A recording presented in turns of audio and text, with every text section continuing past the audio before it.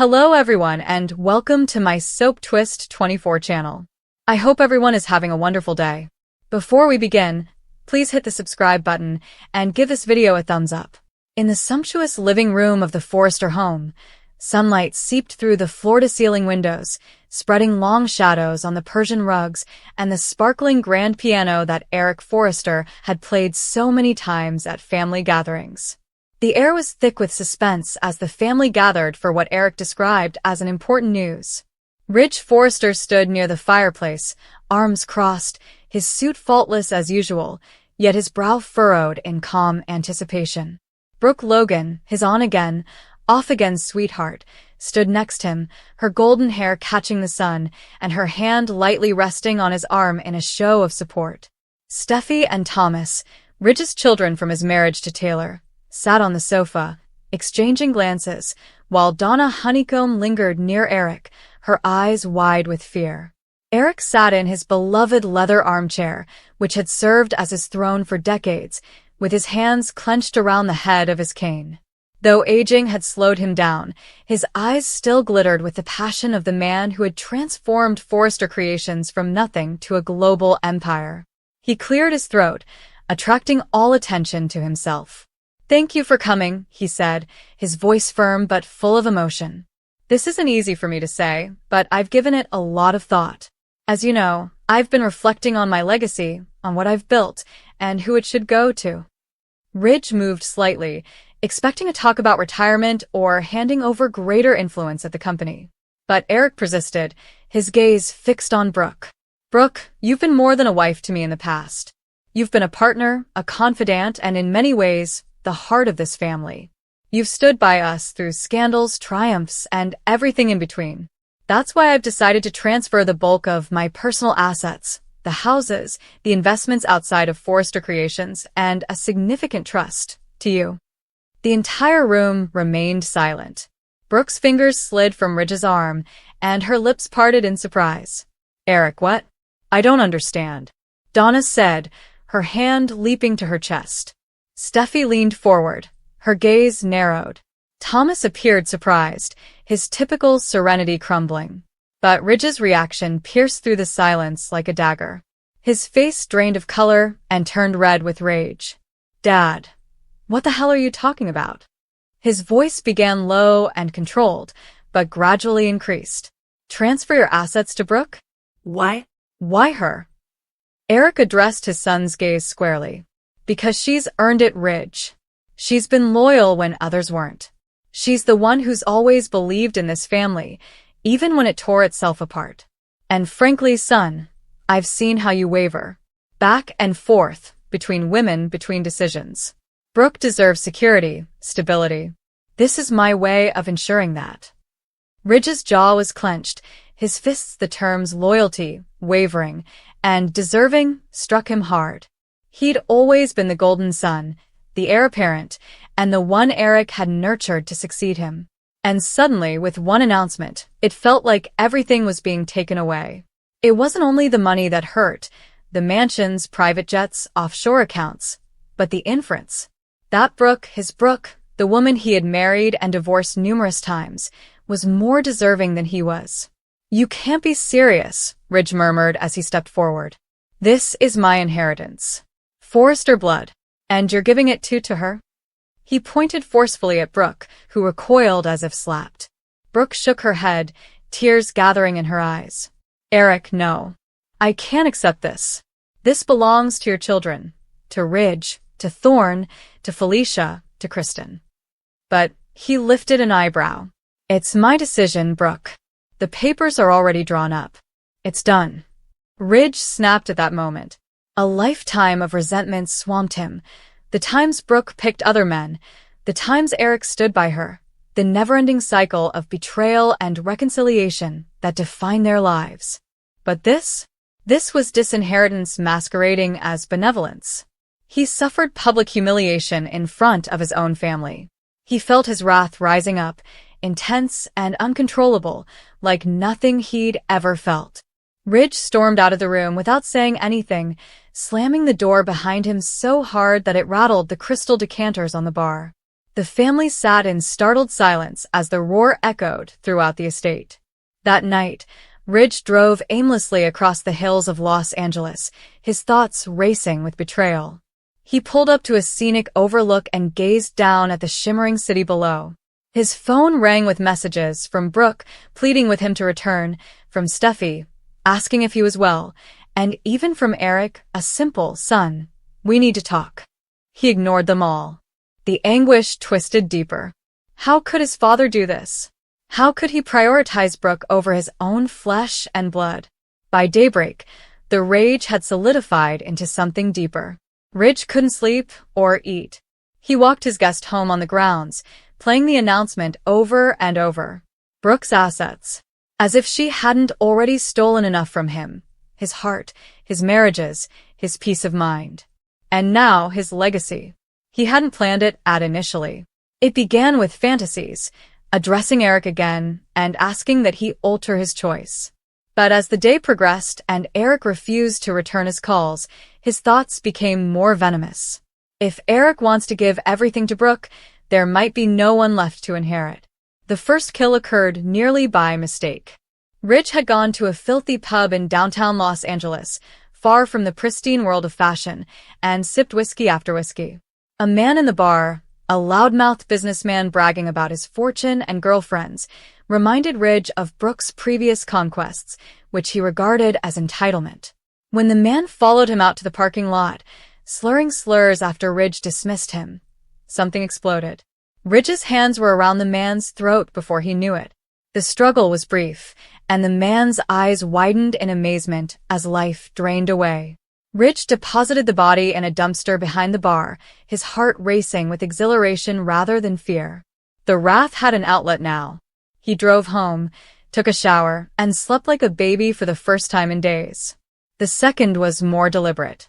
A former employee of Forrester Creations, a supplier who attempted to blackmail Brooke years ago during one of their scandals. Ridge tracked him down through old acquaintances and invited him to a meeting under the guise of business. In an abandoned warehouse, he strangled him with a silk tie emblazoned with the Forrester emblem. As the victim gasped his last, Ridge said, "This is for taking what wasn't yours." News reports began to trickle in. A businessman was discovered dead in an apparent robbery, and a supplier was murdered in what appeared to be a poor transaction. There have been no links drawn yet. Ridge viewed the coverage with detached interest, feeling empowered. The assassinations were a way to purge the treachery one life at a time. But he wasn't finished. The third victim was closer to home, a tabloid journalist who had made a career out of sensationalizing Brooke's escapades and driving the Forrester name into disrepute. Ridge acted as a source and met her in a hotel room. A pillow over the face, swift and silent. He left a note scrawled in lipstick on the mirror that read, "Destiny denied." The police were beginning to notice patterns. Wealthy victims with loose ties to the fashion industry, all strangled. There are whispers that a serial killer is targeting the privileged. Ridge reveled in the dread he was inflicting, the power he wielded from the shadows. His relatives became anxious. Brooke approached him, urging him to discuss Eric's decision. "We can fight it legally, Ridge. It's not right." But seeing her face, hearing her justify the transfer, even indirectly, stoked the flames. He grinned coldly, kissed her forehead, and sent her away. The fourth was a competing designer who had previously stolen sketches and blamed Brooke. Ridge broke into his home at night, this time using a knife, something new and more visceral. The blood on his hands felt like justice. The city worried as the dead count grew to 5, 6, and 7. The papers dubbed him the Silk Strangler because of the ties and materials found at scenes. Ridge raged, blaming anyone who had ever hurt the family, but in his twisted view, it all came back to Brooke and Eric's treachery. Steffi approached him one time. "Dad, you've been distant. Angry. Are you okay?" He hugged her hard, too tightly, and for a second wondered whether she, with her devotion to Taylor, was contributing to the situation. But not yet. The spree continued. 8. A lawyer who had handled one of Brooke's divorce proceedings from him. 9. Brooke's ex-lover from years ago, still lurking in social circles. 10. a board member who had previously backed Eric's actions favoring Brooke. Ridge transformed into a fastidious ghost, wearing gloves, alibis, and leaving no trace. He went to family dinners, planned collections during the day, and assassinated at night. The duality nourished him. But fissures developed. Brooke spotted his late nights and the bloodstain on his cuff. Ridge, talk to me. This announcement has destroyed you. He nearly confessed, almost dragging her into it. Instead, he made strong, possessive love for her, as if to regain what was slipping away. The 11th victim was Donna, Eric's current wife, who had stood motionless during the announcement.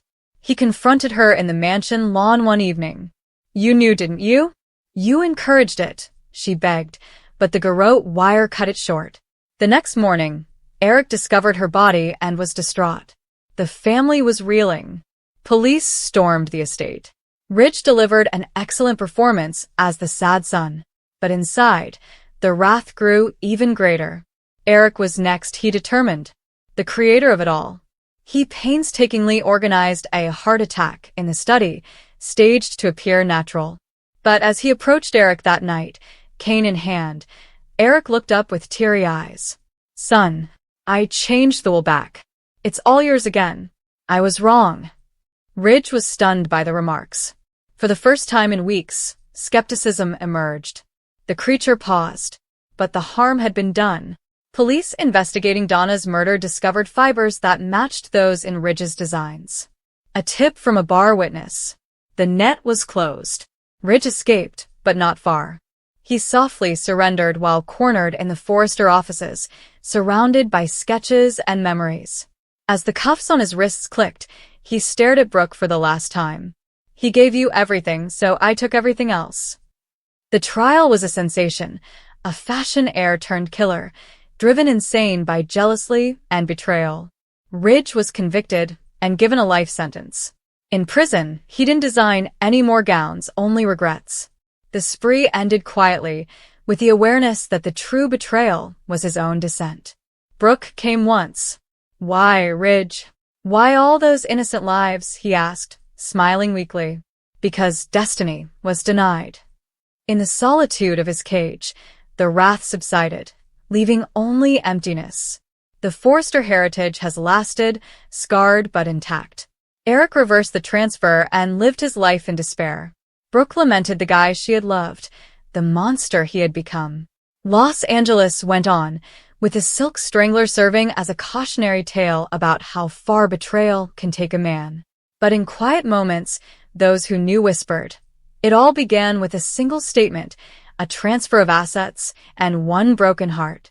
The announcement was made in a room that had witnessed decades of celebrations and betrayals, and still smelled slightly of cedar and old money. Eric spoke in a steady, even compassionate tone as he outlined his choice, as if he were discussing the weather rather than the redistribution of a legacy that had defined centuries. He talked of age, lucidity, and wanting to get his affairs in order while he was still alive to see the results. He referred to Brooke as if her name were a conclusion rather than a provocation. When he ended, the stillness was not empty, it was charged, throbbing with the weight of everything left unsaid. Ridge sat still, his look carefully fashioned into something that may have passed as serenity. Something ancient and wild stirred within him. The words, transferring my assets, rang repeatedly, each time cutting against his nerves. He had always assumed that the firm, the residences, the art, and the invisible threads of power that linked them all were his birthright, the continuation of a story he had been raised to inherit. Eric's decision felt like an erasure, rather than a choice. Brooke attempted to speak, softening the blow by explaining that this was not about exclusion, but about trust. Her speech was calm and rehearsed, as if she had learnt how to exist in places like this before. Ridge thought that sounded condescending. He saw no shame in her eyes, only determination, and that determination was excruciating. It verified his biggest fear, that this was not a misunderstanding, nor a transitory error in judgment, but a premeditated act. Ridge went without saying anything else. The door shut behind him with a finality that neither of them recognized as ominous enough. Outside, The city moved as it always had, unconcerned with private implosions. Cars passed, people smiled, and the sun shone. Ridge walked for a long time, his mind fragmenting into memories and resentments. Every imagined insult from the past rose to the surface, rearranging itself into a story of betrayal that felt suddenly evident and unavoidable. He got home and poured himself a glass, then another, but the alcohol barely registered. His thoughts were already elsewhere, rehearsing the news, picturing different endings in which Eric hesitated, Brooke declined, and the world repaired itself. Neither of those fantasies survived. Reality crushed down, thick and unrelenting. He felt ashamed, having lost not just cash but also his identity. Without his inheritance, who was he? What did his ambitions signify if it didn't promise control? That night, sleep refused to arrive. Ridge paced, his footsteps echoing through rooms full of goods that suddenly felt transient, as if they, too, could be transferred at any time. The house, which had once served as a shelter, became a reminder of what he stood to lose. By morning, tiredness had transformed his rage into something colder and more focused. He convinced himself that the issue was not avarice, but justice. Eric had been duped, he assured himself. Brooke had crossed the line. Someone had to make things right. The initial act was not planned in the same manner that most crimes are. It was impetuous, motivated by adrenaline and a warped sense of purpose. Ridge searched out someone he suspected of being complicit, someone whose allegiance he had previously trusted but now questioned. The disagreement swiftly deteriorated, with words turning into shouts and shouts becoming threats. When it was over, the realization of what he had done sunk in slowly, like dust from an explosion. He stood there, shocked, staring at the irreversible outcome of a moment he could no longer control. Panic threatened to overtake him, but another emotion rose to the occasion: grim calm. If one line was violated, others might be as well. The world had already altered. Maybe he was just adapting. He justified his conduct as necessary for the removal of impediments. Each rationalization simplified the next step, blurring the distinction between wrath and resolve. News spread swiftly, but details were limited. Rumors swirled about violence and disaster. Brooke watched the news with increasing discomfort, detecting a connection she couldn't quite define. Eric, too, felt a gnawing shame, as if his decision had unleashed something he hadn't anticipated. He attempted to contact Ridge, leaving messages that remained unanswered. Each fruitless attempt increased his anxiety. Ridge walked across the city like a ghost, propelled by a list that grew longer with each passing hour. He targeted those linked with the transfer, whether they had advised Eric, backed Brooke, or simply served as symbols of a system that had deceived him. With each encounter, his behaviors became more thoughtful and less reactive. He planned routes, selected occasions, and minimized witnesses. Even he was terrified by the shift, but he ignored it, telling himself that uncertainty was a sign of weakness. The search became more intense as the number of bodies increased. Authorities sought to identify the pattern, the thread that connected the victims. They saw it as anarchy, a sequence of unrelated acts. To Ridge, it was a story, a twisted attempt to reclaim control. He felt strong in ways he hadn't felt before, even yet that power completely separated him. Brooke began to piece things together after seeing a name she knew in a report. Then another. The linkages became impossible to ignore. Horror rushed over her as she understood the role she may have played, although unknowingly. She faced Eric, her voice cracking as she wanted to know what he saw in Ridge that she had overlooked. Eric was distraught and could only shake his head. He had faith in his son's tenacity and adaptability. He had not expected this. Attempts were made to contact Ridge, not with accusations, but with appeals. Messages were exchanged and intermediaries contacted. Each outreach was met with silence or, worse, the news that another life had been taken. Ridge's seclusion became complete. He isolated himself from anyone who may dispute his narrative, surrounded by the echo of his own ideas. In rare times of silence, doubt crept in. He glimpsed flashes of his previous self, of shared joy and high aims. Those recollections were unpleasant, but he buried them behind the urgency of his goal. He told himself that stopping now would make everything meaningless. The only way to move forward was through. The turning point occurred not through a conflict, but through a realization. Ridge saw his reflection in a darkened window while alone in a room reeking of bleach and remorse. The figure staring back at him was unrecognizable, with sunken eyes and a rigid posture. For the first time, he was forced to address the question he had avoided. What would remain if he succeeded? The possessions, the company, and the validation he sought looked insignificant in comparison to what he had accomplished. Law enforcement closed in, assisted by trends Ridge believed were too delicate to detect. The city seemed smaller, the barriers closer. Brooke, desperate, left a message, speaking not as an adversary, but as someone who still believed in the prospect of redemption. She spoke of Eric's regret, the family that remained, and the opportunity to stop before the damage was irreversible. Ridge listened to the message in a private moment, his face unreadable. He didn't say anything for quite some time. The desire to continue competed with a rising tiredness. He was tired of running and explaining the unjustified. The rage that had fueled him had burned out, leaving behind a hollow pain. When the end arrived, it was quieter than imagined. There was no dramatic standoff or last address. Ridge surrendered without protest, the gravity of his deeds fully apparent. As he was carried away, the city returned to its normal routine, uncaring once again. In the aftermath, questions persisted without clear answers. Eric left public life, plagued by the unanticipated implications of his decision. Brooke held a complex mix of shame and regret, realizing that no decision existed in isolation. The incident evolved into a cautionary tale, whispered and studied, devoid of complexity in retellings that sought easy solutions. Ridge's dissent was analyzed by experts and critics who viewed it as crazy, entitlement, or tragedy. None of those designations completely reflected the truth.